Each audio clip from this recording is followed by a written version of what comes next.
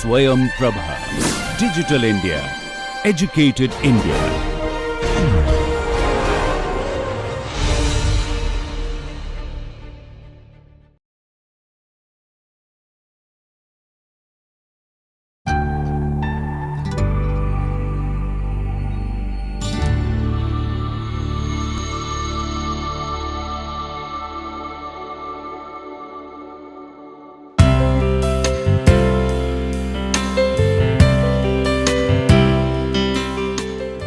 Hello.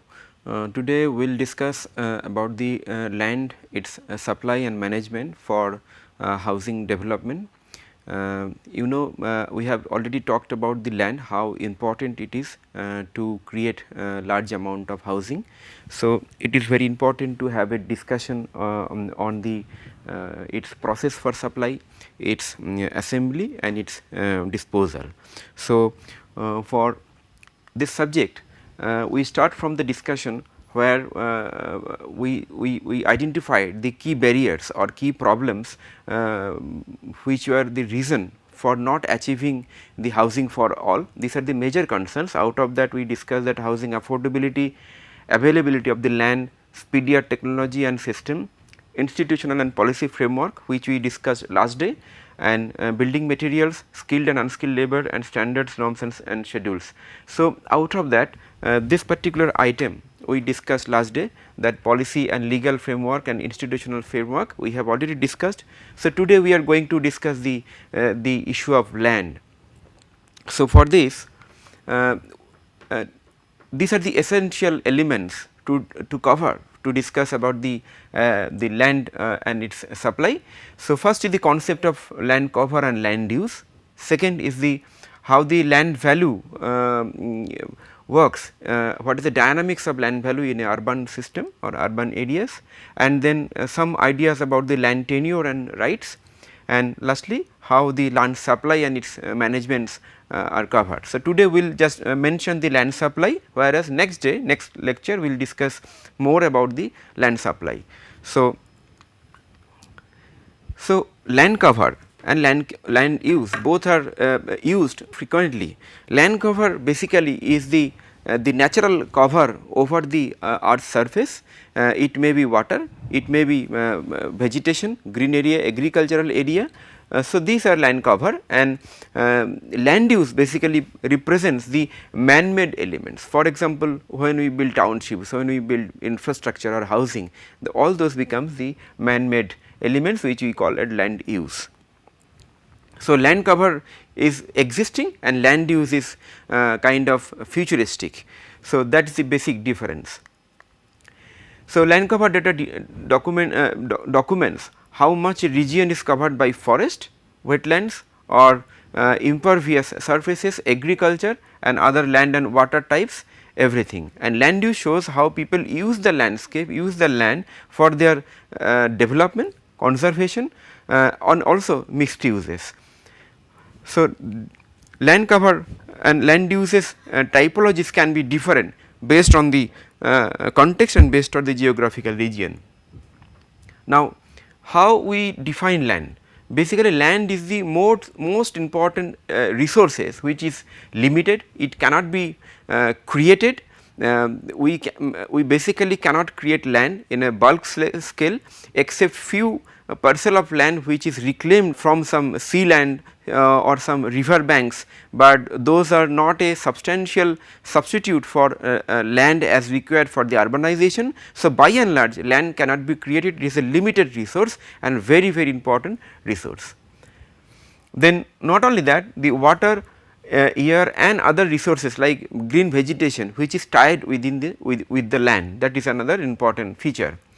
The land provides the living spaces with primary products like agriculture or mining. These are the resources which a land parcel offers.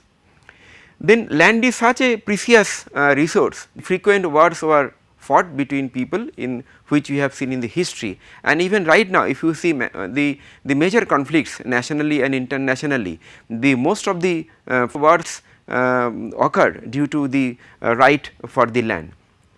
and land takes a very important role in the production. It is the key factor, its quality of the land is the key factor in the production. So, right of land basically determines the social status and the status of the security for any particular person or any community or sometimes the nation. So, it is the basically input for any infrastructure development in township development for creating a values to add a value for a urbanization.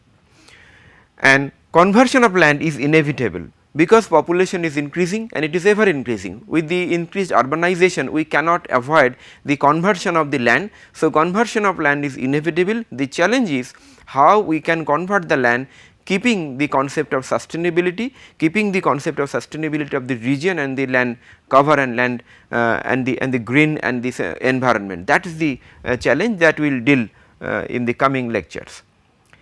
And overall sprawl in the urban center makes land a scarcely commodity, because the cities are growing from small to medium, medium to large, large to very large. Nowadays, like in India, we have more than 50 metro cities and many mega cities. So, it is growing outward and sprawls are being created, and these are happening due to the invasion over the land without any control, without any planning intervention. That is why these many elements and the factors are very, very important to consider before going into further discussion on land assembly.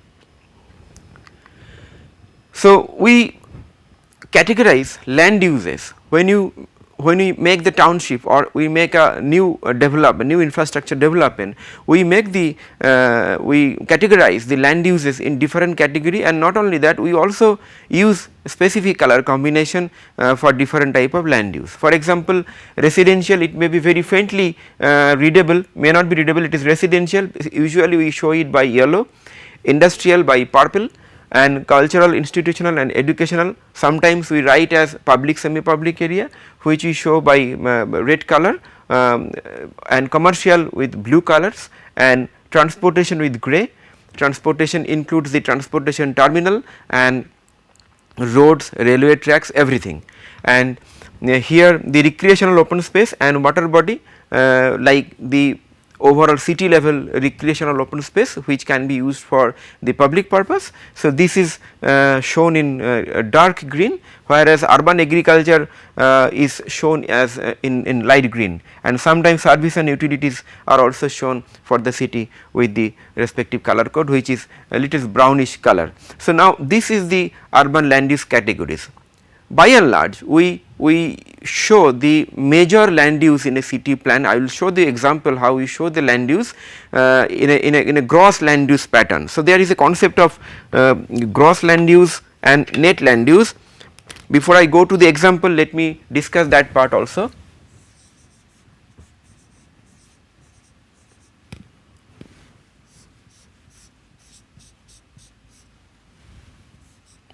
So, gross land use and basically net land use refers to only the specific plot area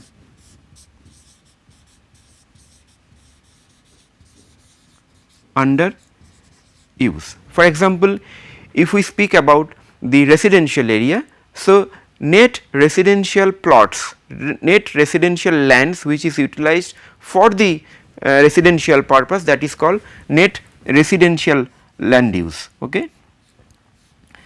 Whereas, if we add with this net area like the essential local roads,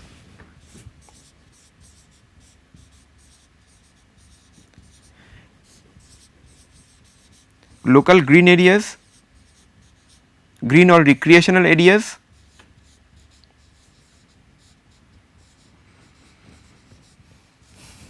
and local facilities. So, when we add this becomes the gross land use and this becomes the net land use. Therefore, if the net land use, if we consider as N and G, so G is always greater than n, because the gross land use includes the local level facilities like local roads, local green and recreational spaces, local facilities like convenience shops and the education and health facility at the local level, which is accessible by the people within easy reach by walkable distance. So, this is the land use category. So, let us now see a example how land use is represented in a overall city plan. So, this is the land use map of city of New Delhi.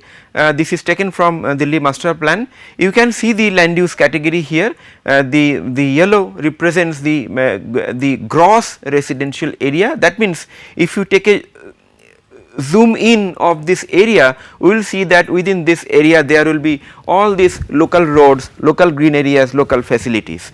So, these are the transportation areas, represent the road and everything.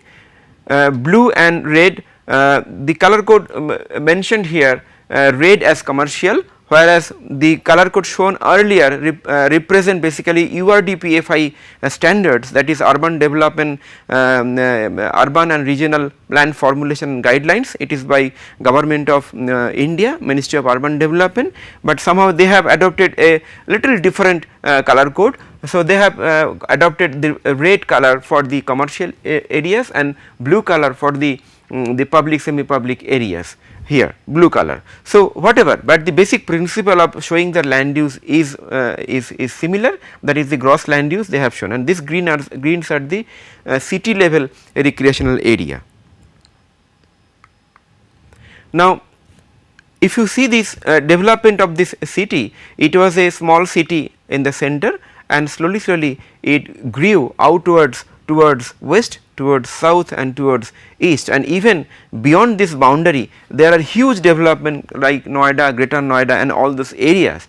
So, with the land use, one very important concept is the land value, how land value acts with the growth of the city. Now, it has been seen that if this is the city core or the central business district, in the city core the land value is highest, and more you go towards the city periphery, the land value will decrease gradually with the distance. So, land value is a very important criteria for to determine the future urbanization land space. So, technically the land value varies with this distance from the center. If this is the center of the city and more you go towards the periphery of the city, the land value decreases. So, land value is maximum at the city core for retail, commercial, industrial, commercial and multiple family house, that is group housing, and then single family housing, then agriculture. But whatever is the category of the land value, it will be maximum at the center, and more you go towards the outwards, it will gradually decrease. So, that is the dynamics of land value.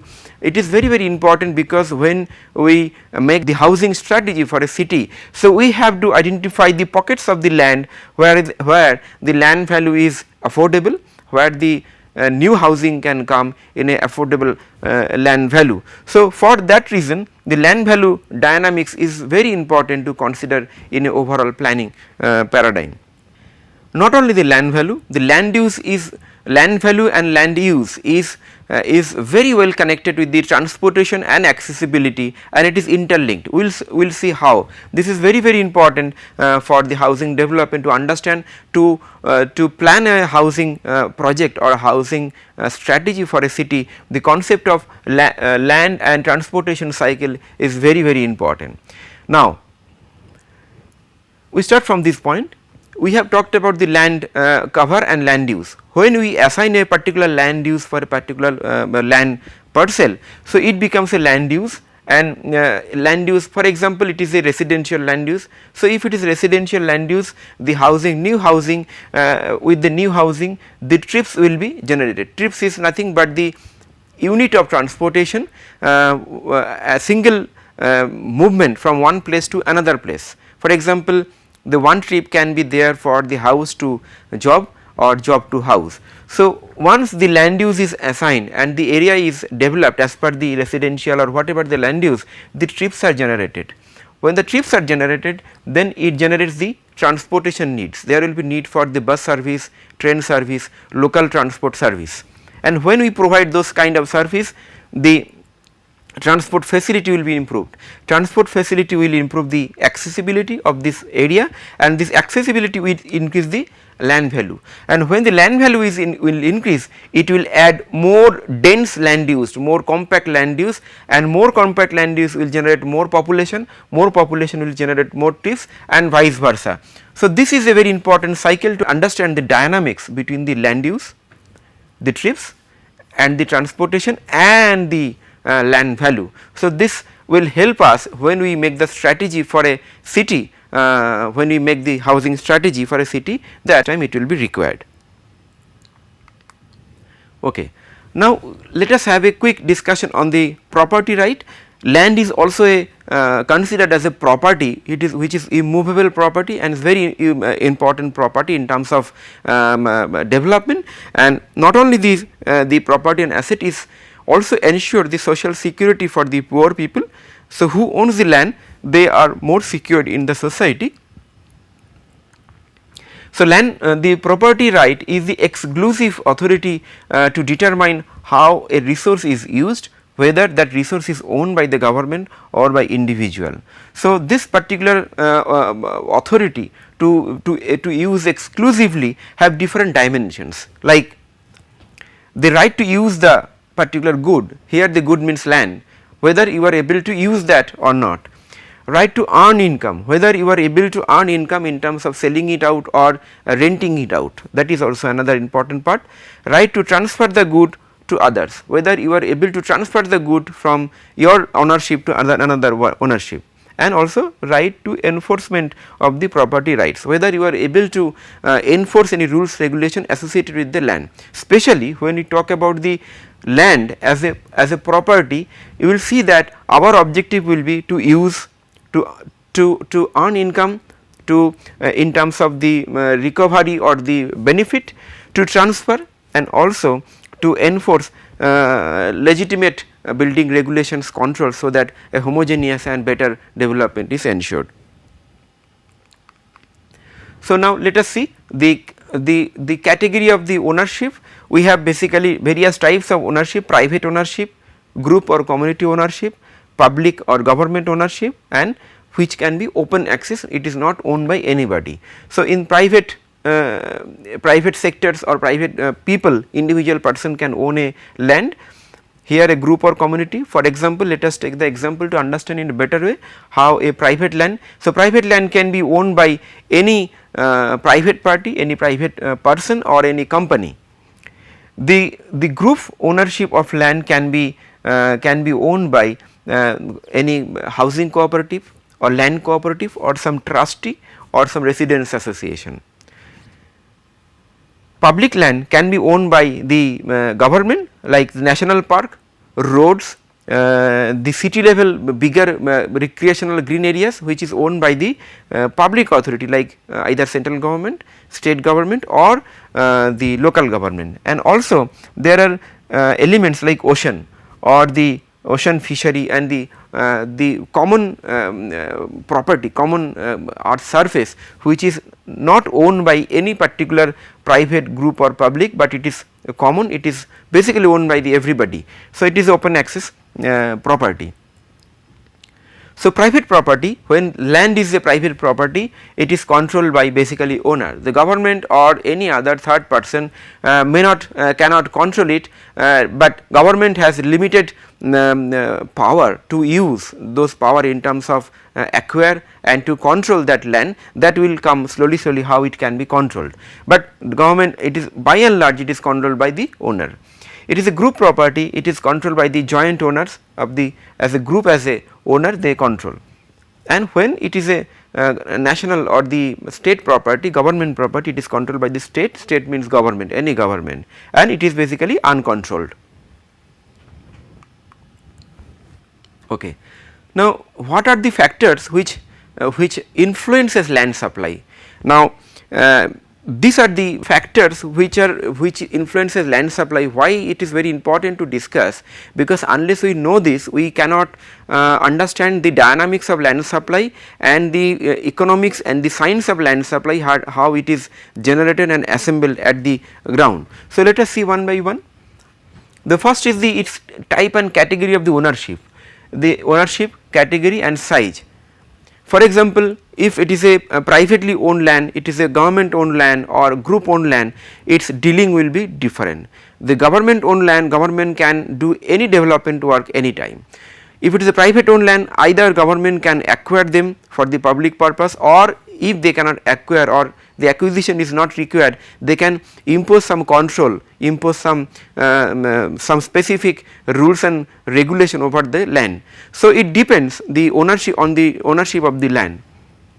If the size is very small, like say 500 square meter or 400 square meter, a big project cannot be done. So, it may not be taken as for a bigger public purpose like say industry, but if the land is very big or the small persons can be clubbed together to acquire like say big hectares or acres of land, that can be acquired for the public purpose if required, for the industry or for the future infrastructure development or for the housing projects.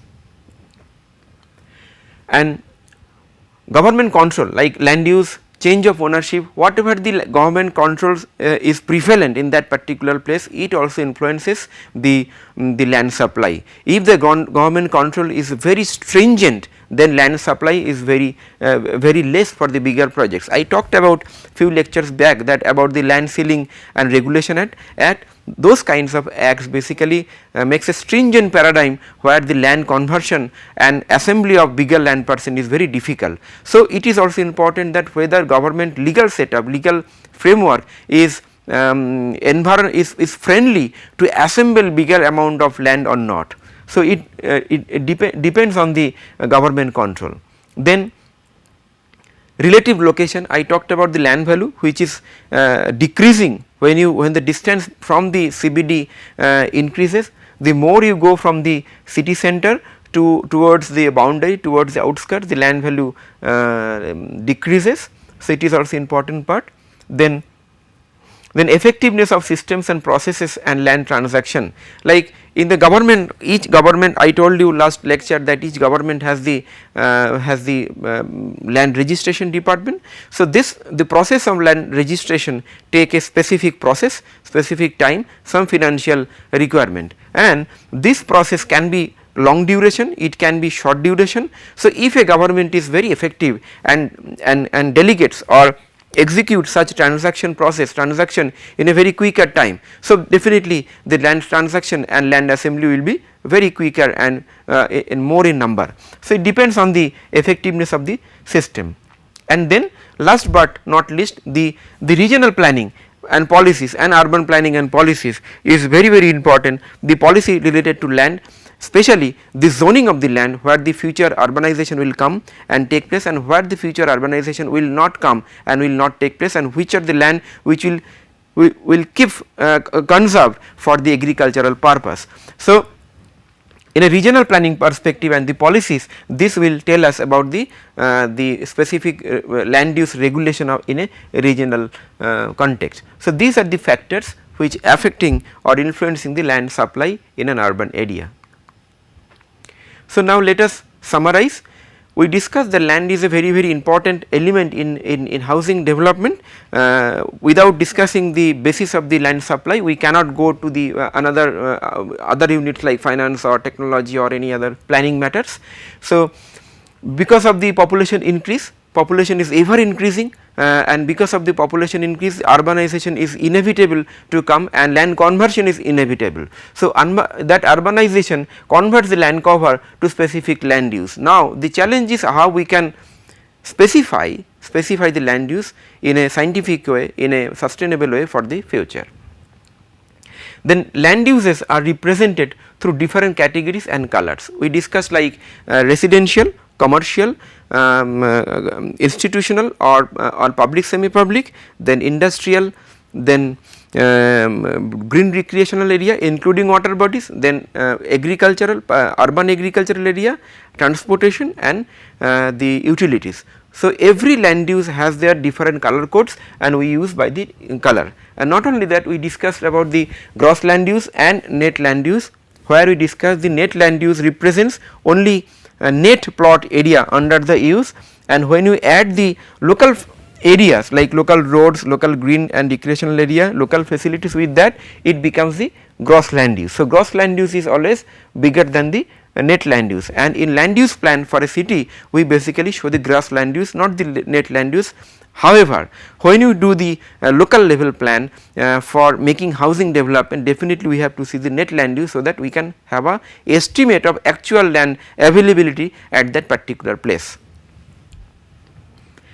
Land value is influenced by the distance from the CBT. More you go towards the periphery, towards the outwards, the land value decreases, and depending on that the pockets generated in the outwards which have better connectivity but little lower land value is the prospective areas for future urban development or future housing development. That we will see in the next lecture how that dynamics occur and what are the prospective land assembly mechanism.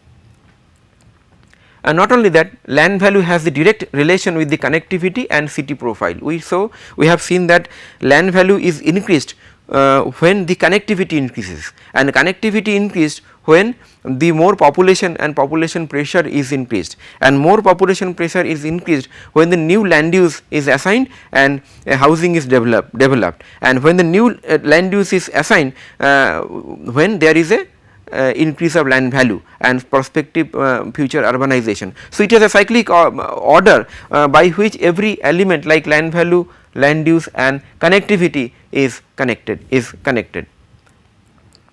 Then scientific land management systems are required to get the benefit of planning for housing. So, we need specific scientific management of land supply, because otherwise the normal tendency of the common people is to develop new housing with or without planning intervention or with or without the basic infrastructure. So, in the next lecture we will see that if we do the land management, what happens, if you do not do the land management, what happens, and for land management what are the basic categories, basic methods of land management, how we can assemble the land, what are the methods and what are the pros and cons, benefits and advantage and disadvantage of all those methods, and which are to be used for our own purpose. So, next lecture we will discuss that part, the land management and land supply for housing specifically in next lecture. Thank you.